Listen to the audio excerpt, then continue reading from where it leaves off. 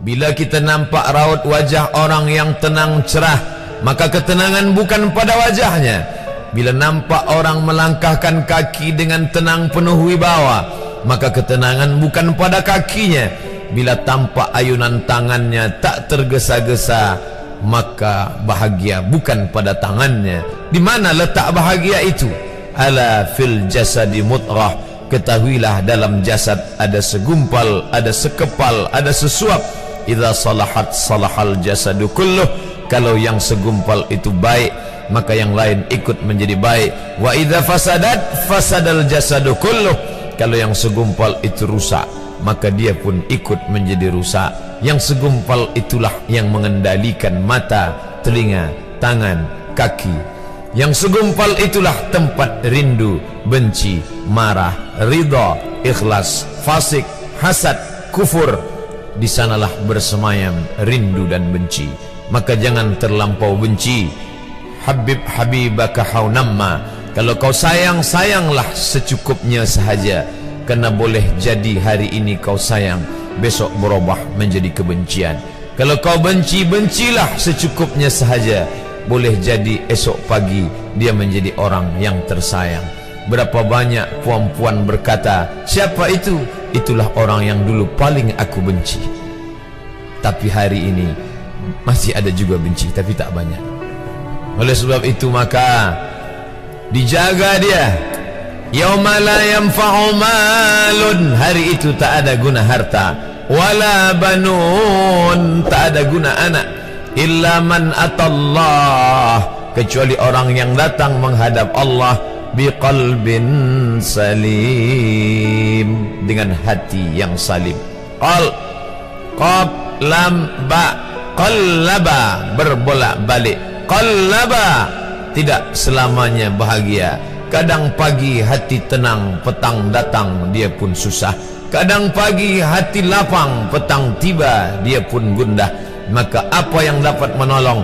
Ala bizikrillah, ketahuilah dengan banyak menyebut mengingat Allah, tatmainnul qulub, maka hati akan menjadi lapang. Qalbul mu'min baina asabi'ir rahman, hati orang beriman berada di antara jari jemari kuasa Rahman. Kalau dia hendak, dia balikkan yang senang menjadi susah.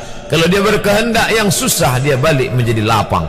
Berapa banyak orang yang tampaknya mungkin kita kata dia susah, tapi dia masih boleh tersenyum. Sebaliknya orang yang menurut pandangan zahir kita cukup segala, makan, pakai, tapi tampaknya kesenangan tak pernah singgah. Apa sebab? Kerana hati milik Allah. Dia ada dalam diri kita, tapi dia bukan punya kita. Lillahi ma fis samawati wa ma fil ard. Apa di langit, apa di bumi, milik Allah. Balikkan kepada Allah. Dari Allah, balik kepada Allah. Senang mengucapkannya, payah mengamalkannya, lebih sulit memasukkannya ke dalam hati. Oleh sebab itu maka apa cara supaya hati menjadi lapang? Yang pertama, iman. Mesti ada iman. Percaya bahawa dia ada walaupun tak tampak oleh mata. Dulu ada seorang filosof, dia berkata bahawa aku percaya dia ada bila boleh tampak oleh mata, disentuh tangan, didengar telinga. Tapi bila tidak dapat ditengok mata, dipandang mata, didengar telinga, disentuh tangan, maka dia tidak ada. Inilah orang-orang yang berfaham wujudiyah. Wujud ada, mikrofon ada, mimbar ada, orang ada, kerana aku boleh menatap dengan mata, mendengar suara dengan telinga, bersapa tangan dengan alat yang diciptakan Allah Subhanahu wa ta'ala. Tapi kita mengenal dia bukan kerana rupa. Bahkan bila kita pejam mata nampak berbagai macam rupa, itukah dia? Bukan. Walam yakul lahu kufuwan ahad. Bila kita pandang tengah malam tampak bermacam warna rupa, itukah dia?